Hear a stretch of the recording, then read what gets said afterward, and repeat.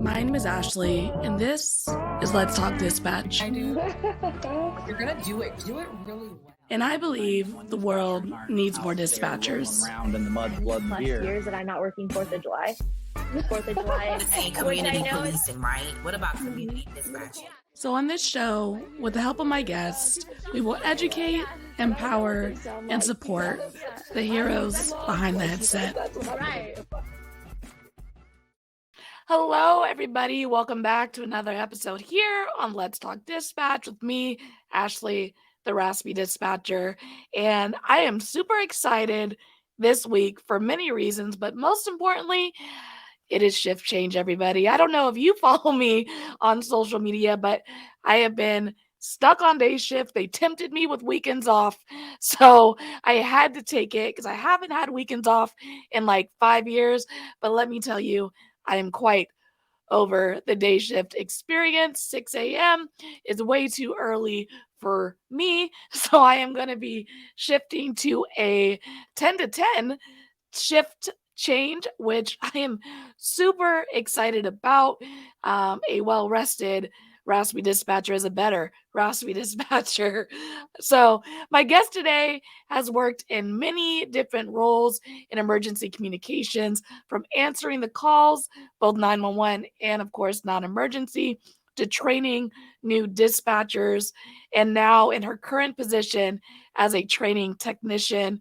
We're going to chat a little bit about her journey, her sour gummies addiction, and all the different paths we can take in this industry as 911 dispatchers.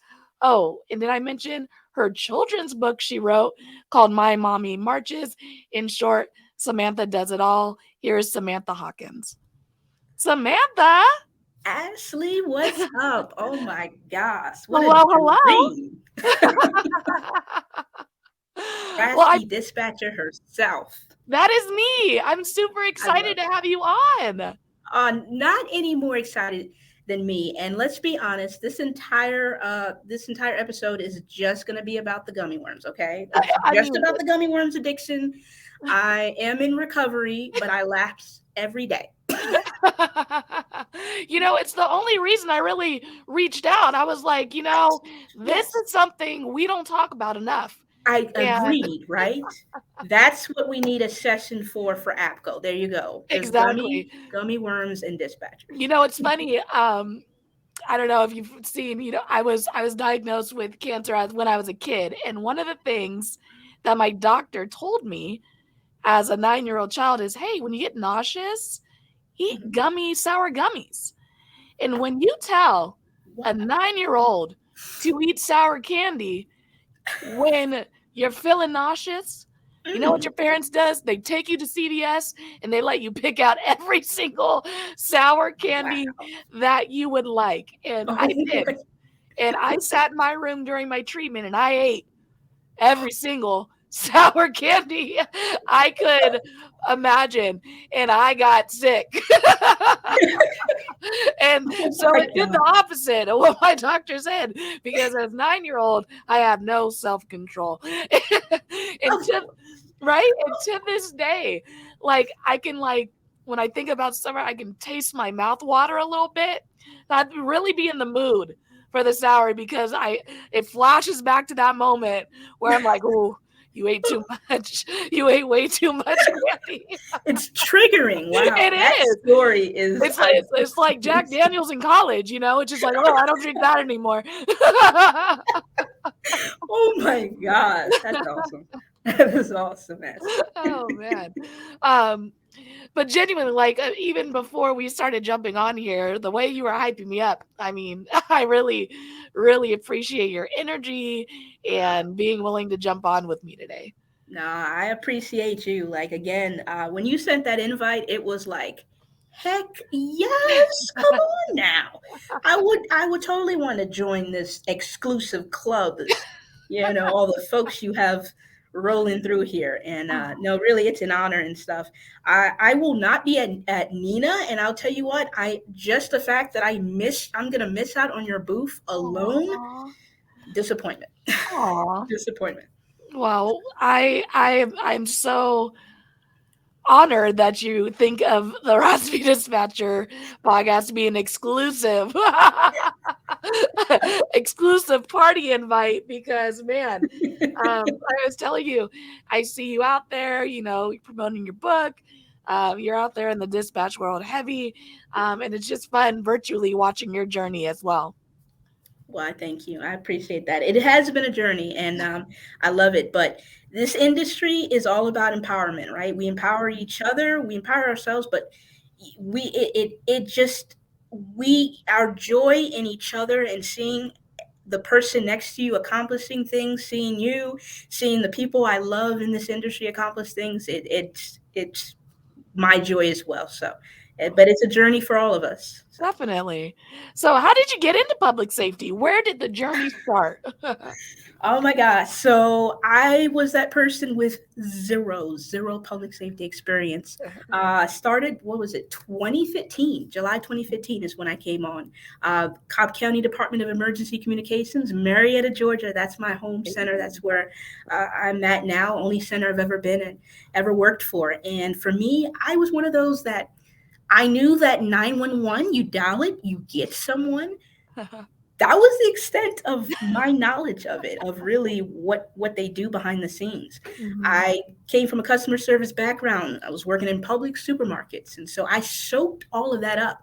And the whole customer service thing of helping people, making connections with people, it kind of all started there. But I went to the bank, and at the bank, I was miserable. Bless the bank tellers, because we need them. But I would go home and feel like, what have I accomplished? Like, okay, I got someone to open up a checking account or another checking account or a credit line. Just felt like I hadn't accomplished anything. And so it's actually 8 years to the date of April 2015 was when I said one of the best goodbyes of my life to the bank job. When I saw an email come through that was like, hey, you remember that data test that you took like many months ago for a 911 job? 400 years ago when you 400 years applied. ago, four score.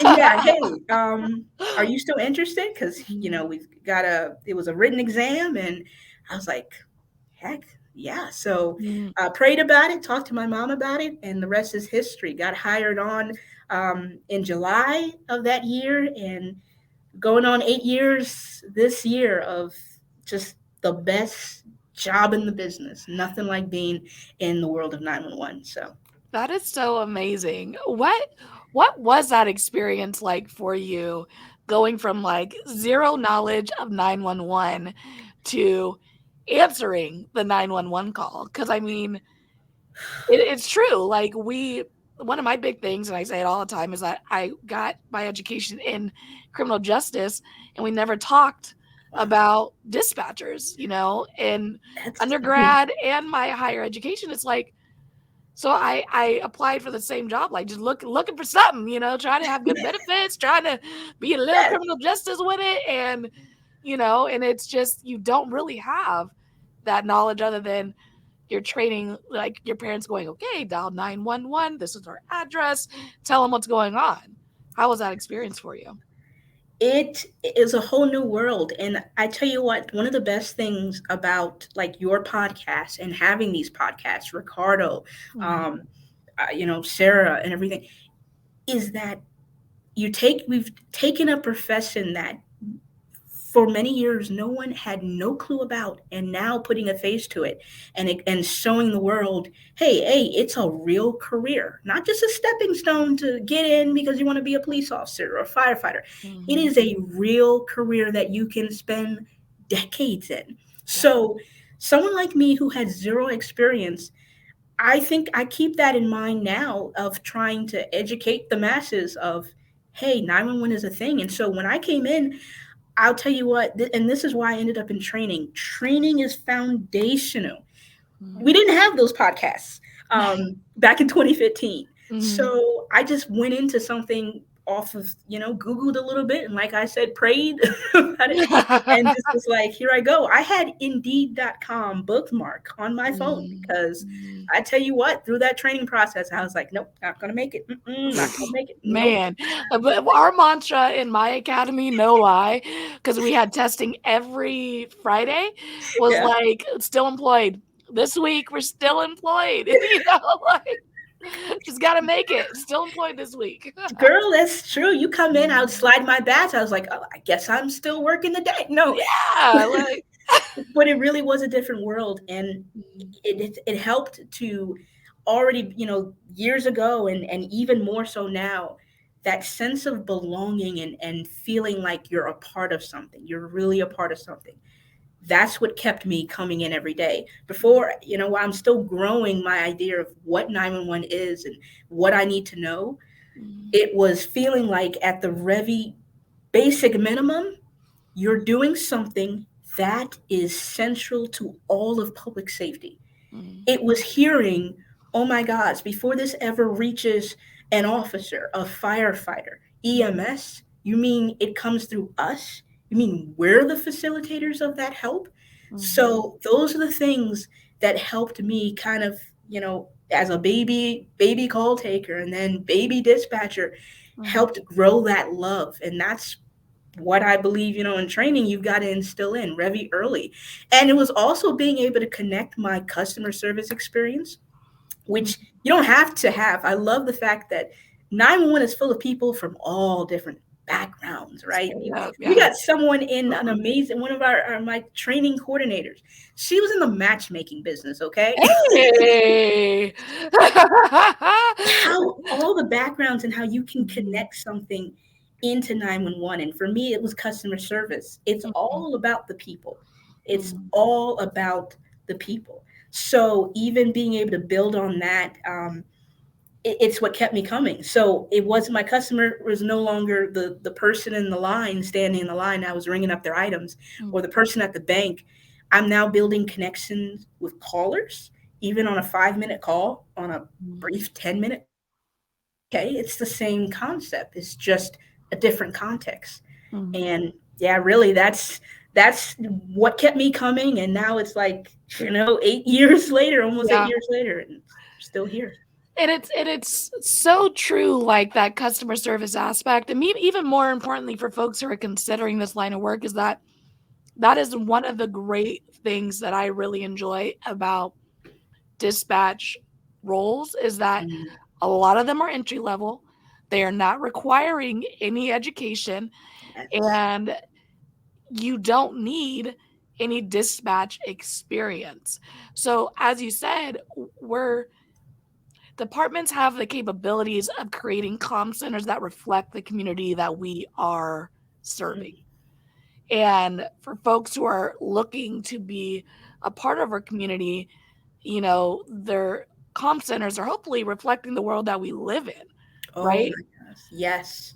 You are so right. You're Mhm, absolutely right. We've got to be reflecting the communities. In Cobb County, we are a very diverse community. So mhm, it just makes sense when you talk about bridging those gaps of mhm, between us and the public. So in removing that us versus or us against and making it no, no, no. It's us and you. It's you mhm, and us. You help you and everything. We've got to reflect. You're absolutely right. When we go to high school fairs and you're mhm. talking to a student and you make a comment like, "Hey, you could be a dispatcher too." No, for real. You can, you could. Mhm. I'm fully expecting you turn 18, come on, you apply and you could be my coworker, okay? You Yeah, could let's be get these benefits early. Let's get that yes. 401k built up, Exactly. And like you said, it's entry level. It's the beauty of Mhm, 911 and most centers, my own included. You're training people from scratch. You don't have to mhm, go in knowing the procedures or anything. You are giving people a career, the training of an actual profession, which means a skill set and certifications, and saying, this is, hey, we believe in you. We want to mhm, invest in you, and we're going to mhm. build you up to that level to do the kind of job that we do. It's so true. I mean, one of the earliest uh, statements that were made to me by one of my trainers was, if you can be a 911 dispatcher, you can do any job. Mm. Once you get that training, you can do anything. You're dealing with multitasking, crisis management, prioritization, problem solving. I mean, the little tasks that we do multiple times in many different fancy ways throughout a shift really just correlates into everything that's happening out in the world in these other jobs. But if you don't, but it doesn't work reverse, right? You have to really be trained as a 911 dispatcher to do this job. You can't just pluck anyone off the street. But if you're a 911 dispatcher, you can drop me into a lot of many different roles and I'll be able to pick it up and roll with it, because that's what we do as 911 dispatchers. We live in the gray area and we have to figure it out, right? That's it. That is exactly right. When police officers say, officer friends of mine, they're like, I could never do what you do. And I say back, I couldn't do what you do. And truth, I do mean that, yeah, I don't see myself just jumping in a squad vehicle and going out there. But here's the thing, like you pointed out, I could see myself quicker attempting to do what they do before I could see them doing what I do. Yes. Because we have to have an understanding of the other roles. We have to know what an officer does. We have to know the calls they go out on, the calls they won't go out on. This is civil, what firefighters can do and everything. But you ask an officer off the street, what does 911 do? I don't, it's really important, whatever it is. We have to have an understanding of their roles and roles of people in other sectors of public safety, whereas other sectors of public safety, many of them still don't have a clear understanding of what we do. So in a way, we could do their job quicker than they could do our job. Take a seat in our seat beneath our headset and know what the heck to do with what they're hearing. Yeah. I mean, there's definitely like you said, a level of understanding that we have to have for the units who are serving, because we have to have that officer safety in mind. We have to know, if this call qualifies for us to even go out on. Yes. Which, newsflash, most of the time it doesn't. It's most of the time civil. How do I nicely tell my caller, as nicely and respectfully as possible? My officer is not right? And then it's like, oh, you don't believe me? Okay, I guess I'll send them out. Tell you the same thing that I'm telling you. They'll be right there. Don't worry. I'll get them out there just so they can tell you. Yeah. If I had $1 for every time the officer's like, what do they want? I'm like, man, I told them it's civil. Now you tell them. Exactly. You best believe I'm going to put that call in. Yeah, there you go. You think I'm going to not put that call in? No. That call's going in. It's getting dispatched. You're going to get me yelled at out here. I tried. That's not how I'm going out, okay? Not Ashley. I mean, I am off probation, but still. Oh man. So training for you is like bread and butter. That's your jam. Tell us a little bit about the role you're currently in with your department and what that looks like and how you're assisting the training and things of that nature. Yeah, so it is really, really unique, because first time we ever had a role in that. And I guess the best way to explain it is that I am a full-time CTO. Like, wow. Moving from, like, our CTOs, our communications training officers, they still continue to dispatch, take calls, and they train on the operations floor. I am a CTO who was assigned full-time to the administrative division on the training and QA side. So I have the certifications to do quality assurance. I help instruct, I help teach. But my main things, that's part of my job as training technician, is classroom management, making sure the classes are together, and put together, the environment is right for the recruits, kind of building connections with them, helping with to build our CTO manual, training materials. If I have to write a lesson plan, doing that, help to deliver any kind of trainings and whatever, help with their, coordinating their schedules. It's just assisting the training division and the training coordinators however needs fit. So a really different position, but Yeah. pretty cool. And I'm just honored to be able to do that. Very cool. And what another reason I really like this podcast and meeting with people is that you get a glimpse of how everyone else is doing the thing, right? So Yeah. I hope that someone is listening out there and going, oh, maybe we could get some funding from our higher ups to create that kind of position that would really help us with, making sure our recruits make it through the training process, right? Because It's I true. think we all know, have heard horror stories of dispatchers who've had these terrible experiences during training who just go, up, I'm over it, walk out and leave mid shift. Yes. You know what I mean? So if we Yes. can You. have the abilities, and I mean, we all live in the real world. We know that staffing is Mhm. whack, and these positions are probably for some people a dream that will never come true. But we're trying to create the ideas and possibilities that, man, we get our staffing up, we put these foundational programs in place to support our trainees through this process, we're going to have more success.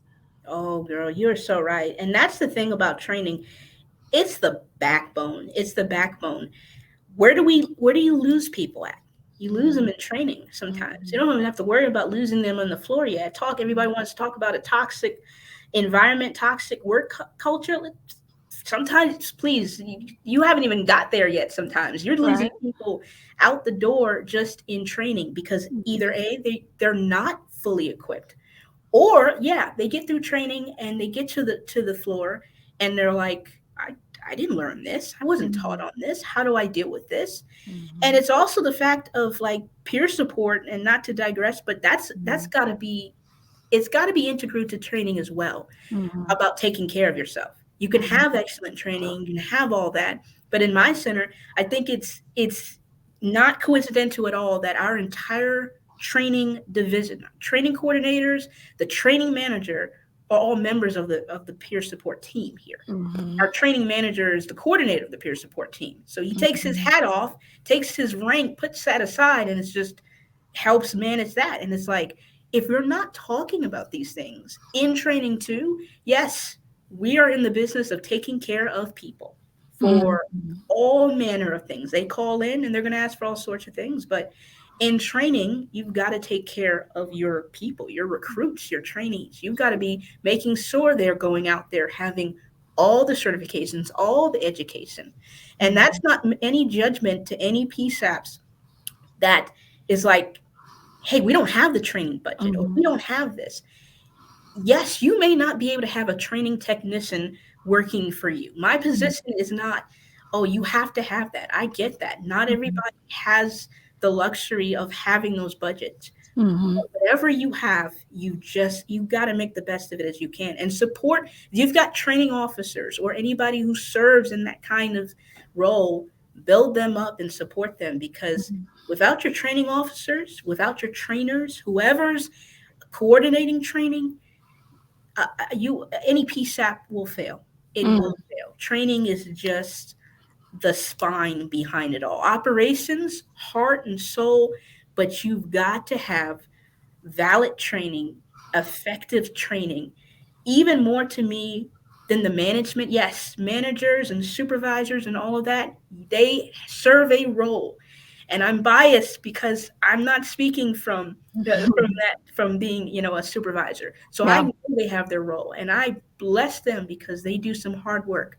Mm. But it all starts with training to me. I completely agree. And I would even say if my experience Hmm. during my training was Mhm. a poor one, there would be no Raspy Dispatcher channel. You know what I mean? Like, I had a wonderful experience at my academy. I really enjoyed my department. I lateral, but that was just a location thing. It wasn't I'm getting away from these people. It wasn't that. It was just, my life shifted and I needed to find a different Okay. agency for where I was moving to. And but if I hadn't had that core experience put on by our quote unquote training technicians for our Mm. academy, I wouldn't have had this motivation to want to do this whole thing. Wow. So I completely agree that Wow. folks who are training, even in a one-on-one CTO base, if you have to, put people right on the floor with a headset in a live training situation, you are still so impactful on that trainee. You're absolutely right. And I'll tell you, so I'm fortunate, even though she's newest, I say newest, but like our deputy director over training, Robbie McCormick, we got someone in that that's her whole thing. That's her whole thing. So everything, like for her, it's got to work together. Even quality assurance. For a long time, years ago, it was like quality assurance was this disconnected thing from training, and you realize like it shouldn't be. When you're queuing calls or you're listening to calls and there's certain things that's trending towards the bad. Okay, how do you get out there where you need to improve? That's training. So training and QA has to work together, and that's something like at my center we do. We're not two separate things. It's all together. How you improve stuff and everything, because it's not just about going to someone and being like, okay, here's another call and you messed up and everything. Okay, so what do you do with that? What do they do with that? Okay, yeah, I did mess this up. That part. To do better, train. You got to train people. So it really is. And like you said, I'm blessed to have I had a positive experience as well. Although I do kid with my former CTO all the time, who takes credit, by the way, for every success. Everything I do, she'll be like, it's because I trained you, right? Or, you're in that position because I trained you. And I'd be like, yeah, I know you are a hard taskmaster, so of course you prepared me for everything. But seriously, see, even in training, we've got to tailor our style to your trainee, right? You got to do that even in management and supervise, right? It's not about forcing your way. So the best training is learning the needs of your people. You talked about, diverse, our centers got to reflect the communities. Well, guess what? It's not just about the diversity, of course, of ethnicity and everything. It's even, we're dealing with a neurodivergent population in this world. A lot of folks you got people on the spectrum, you got people with ADHD, all these things. How are you tailoring your training to really encompass all these needs and meet the learning needs of your people? Because you don't want to lose people in training, or you don't want to invest so much in them, and then next thing you know, if their training experience with a CTO is not up to par, it was not effective, you lose that. You can always fall back on training. On your rough days, on your hard days, you've got a good training, good effective education. I can fall back on, I could think back to a scenario way back when, years ago, and I can say, oh, I remember when I had this, or this is what my CTO told me to do in this. This is what my training coordinator told me to do in this. And those are the stuff you can fall back on.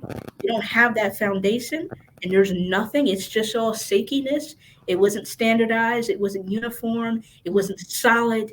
It wasn't tailored to you, because when things are tailored to you, you remember it better. You didn't feel like it was just like, here, thrown at you, take it, oh, you didn't get it? Well, you can always fall back on good training. So it's true. It's key.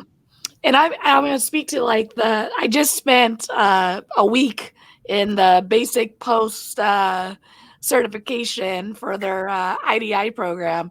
And let me tell you, I knew what I was signing up for. But then when I got there, I was like, why in the hell did I make myself sit through because it is such a, I bring this up because you talked about you need to really adapt your training to the person and all these different styles and ways that folks learn and understand and grasp concepts. And that is basically what I got to spend a week doing, is I got to learn all these different ways that folks learn. And then I got to stand up in front of a room full of the cops and present That's in it. many different ways, in different manners and activities, and all this craziness, being the only female in the room too. It was a wild experience. Yeah. But it's so true. Like, everyone learns differently.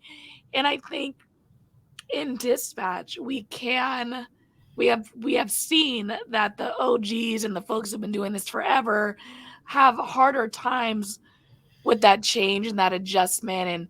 And I always laugh at the idea of, like, well, back in the day we did it this way, so you Mm, guys got to do it this way. And I'm like, look, I don't want to walk up the hill in the snow, with no shoes on. Like, I we, know. I we know. got Teslas now. I want it to drive me on its own. You know what I mean?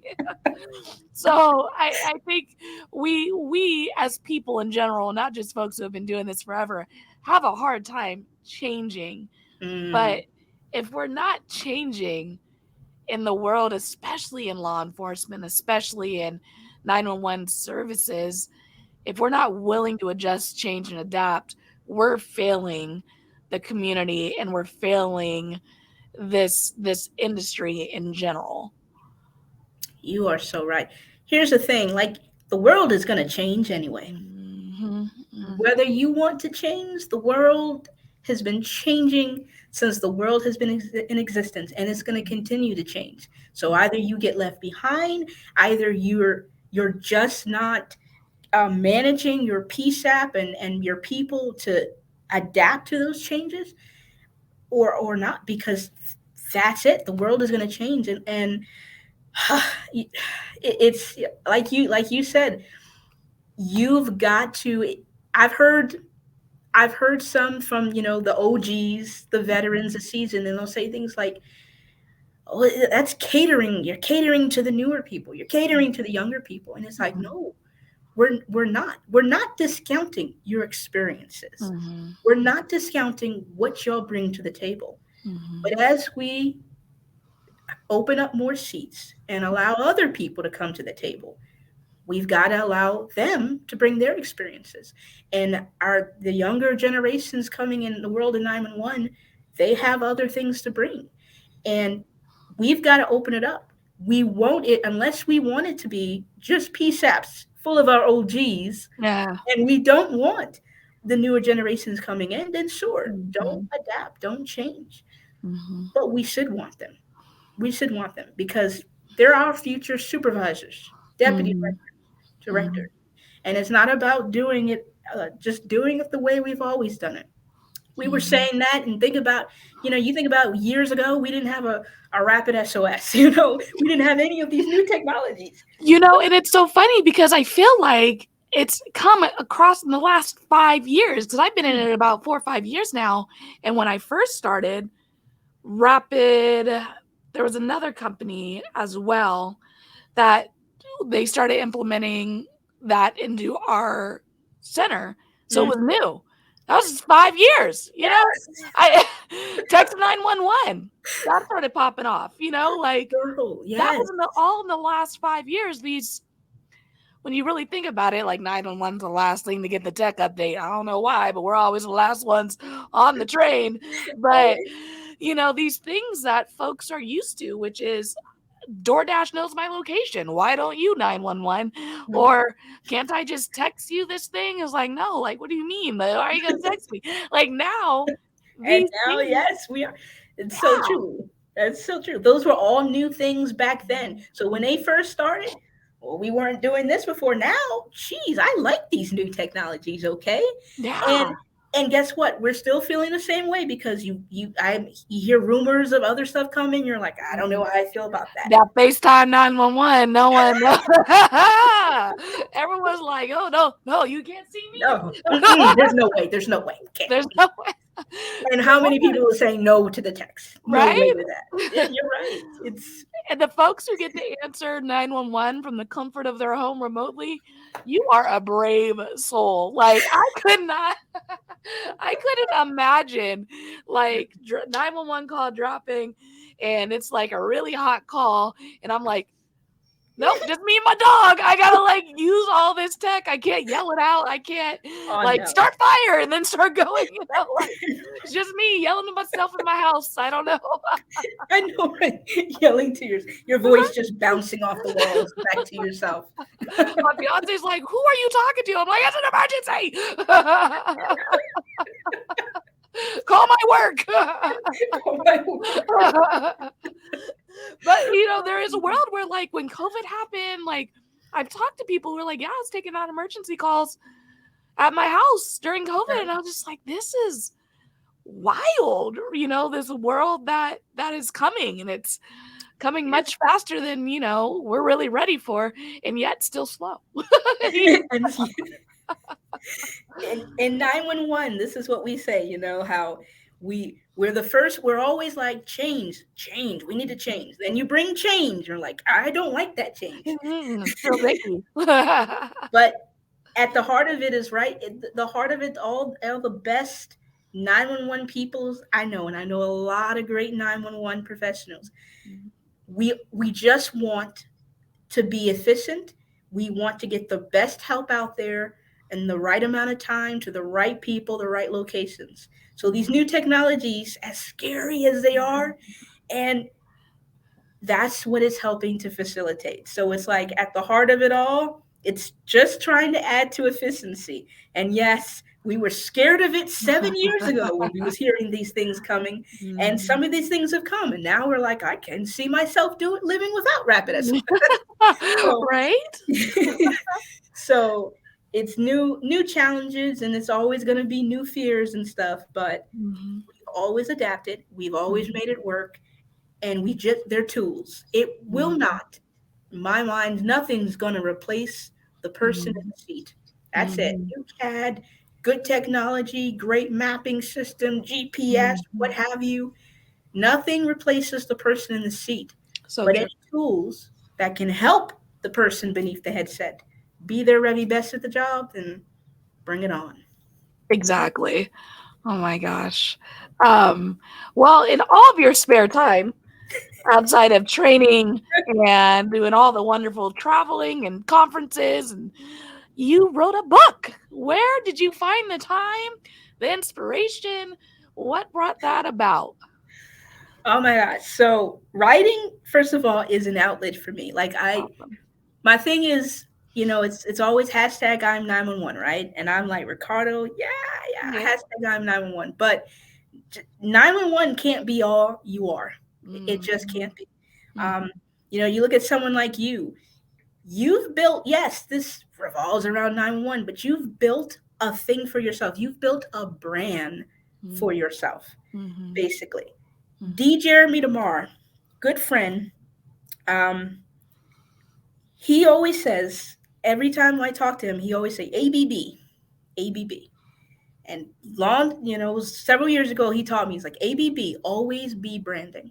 Got to have your outlets, got to have your own thing. Yes, you represent the brand of the center that you're at, and you represent that brand with excellence. I represent Cobb County Department of Emergency Communications. So whatever I do, I got to represent them with excellence. But I have my outlets, and I have my other passions outside of 911 and the things that I love.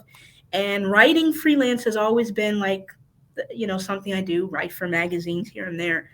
But I was at work and I just came across this article. It was in The Guardian a few years ago.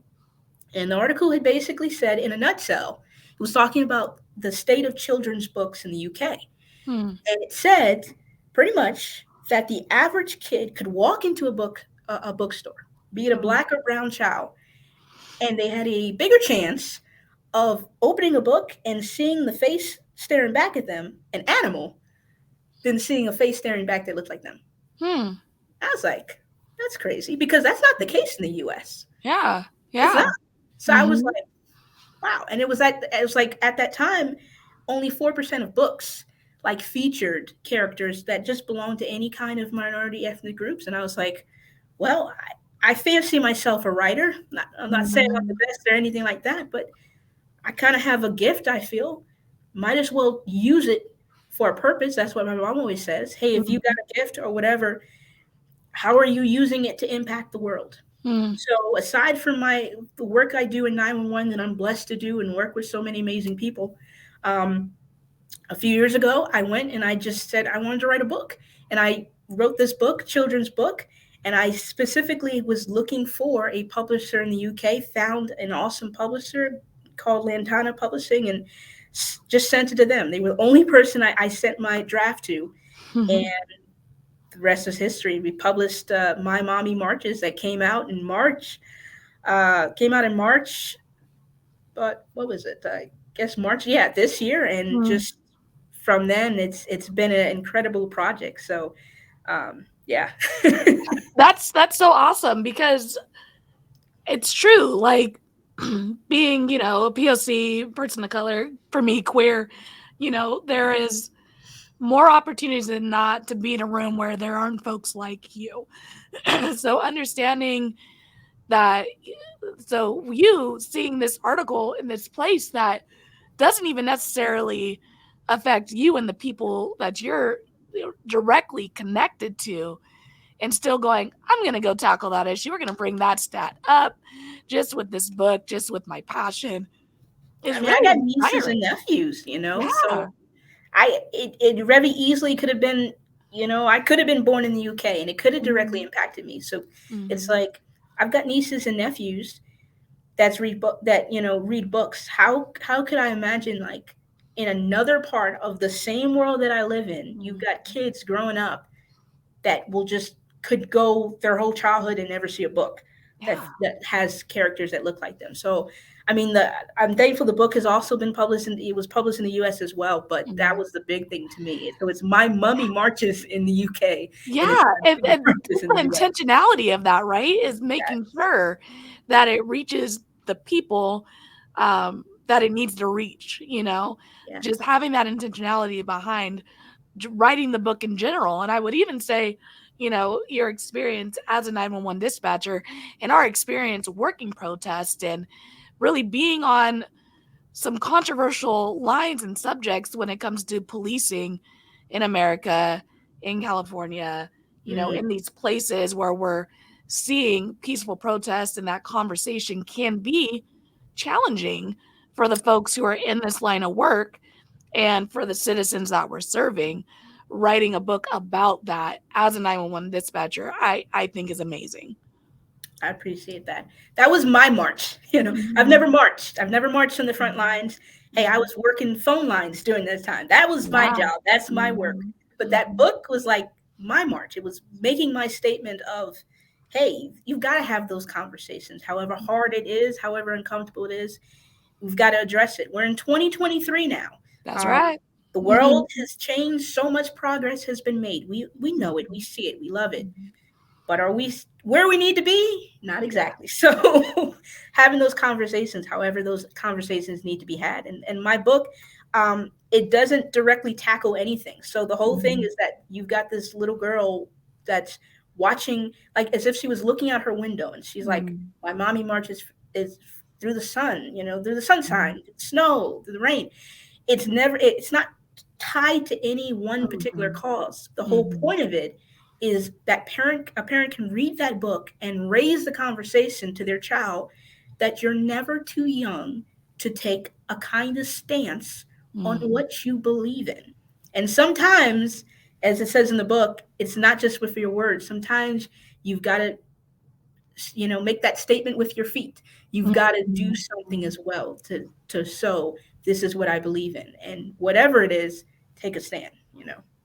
That's so awesome. So my hero, man. So we're just gonna take a moment to virtually clap and applaud because it's so awesome just to see folks really take their life and find a way for those outlets to make a change, to make a difference.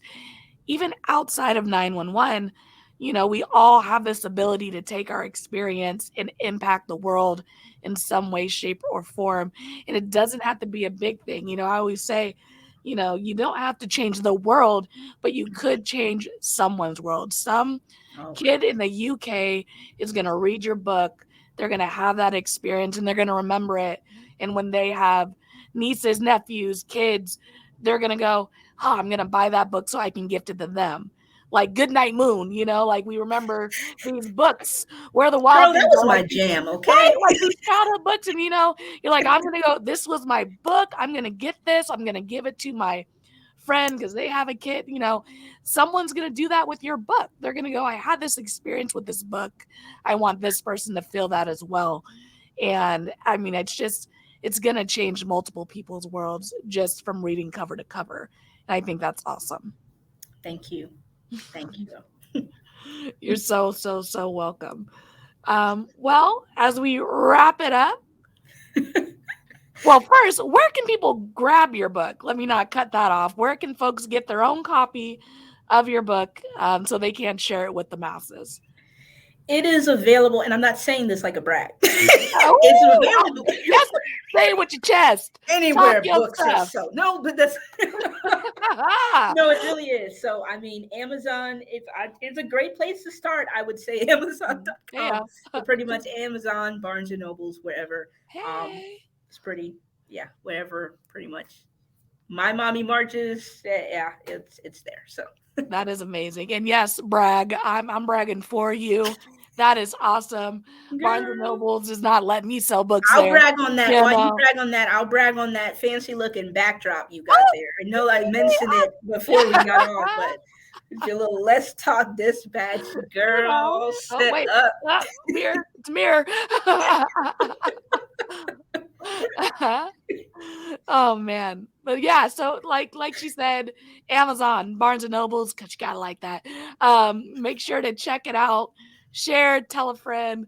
It's awesome to support 911 dispatchers, as they are out there spreading the message for the things that make their heart soar. So definitely check it out, grab a copy for yourself and a friend.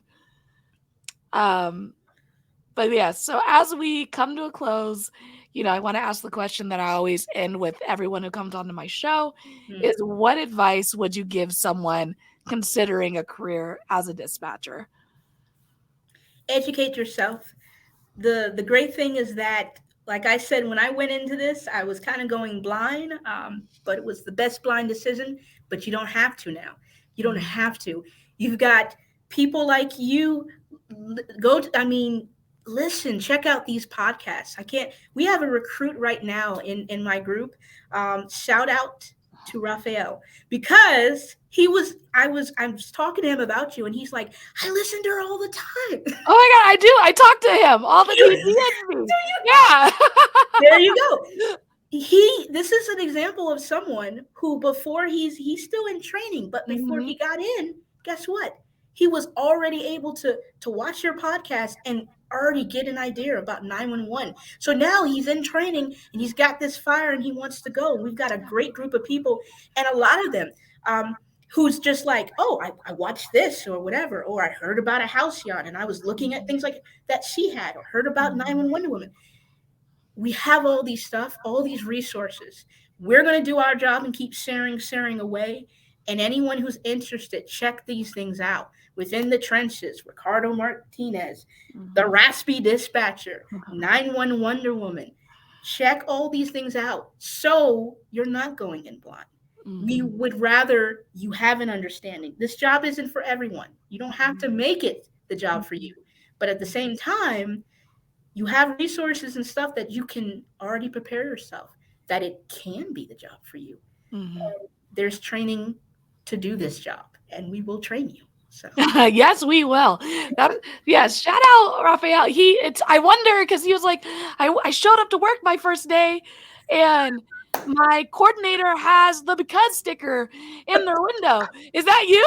Are you the person? I swear that was him who said that to me. And now look, full circle. The world's that small. is okay. So all right, yeah. So I brought you up, and I was like, yeah, I'm gonna do a podcast episode. He's like, what? When is it coming? What? I was like, takes time for these things to come out. You gotta edit it and everything.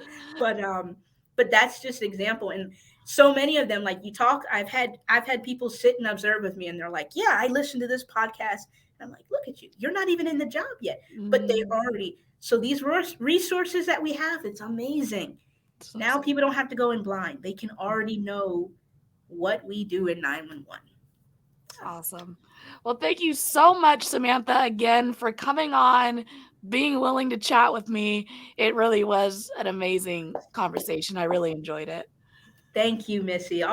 Just a pleasure. And to actually do this, girl, made my whole day, whole week, whole month, whatever. All right. I'll be right back with you, okay? All right.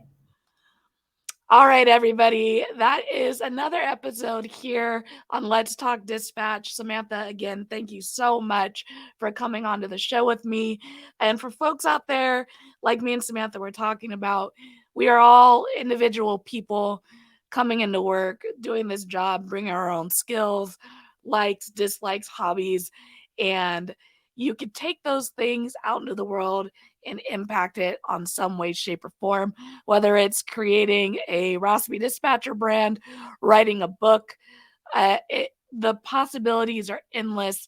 You do not have to wait for someone to help you do the thing, to go do the thing. 2023, there are so many different ways to get out there in front of people and share your passions. Don't be afraid to do it. And I'm here to support you in any way I can. So make sure to subscribe to the podcast,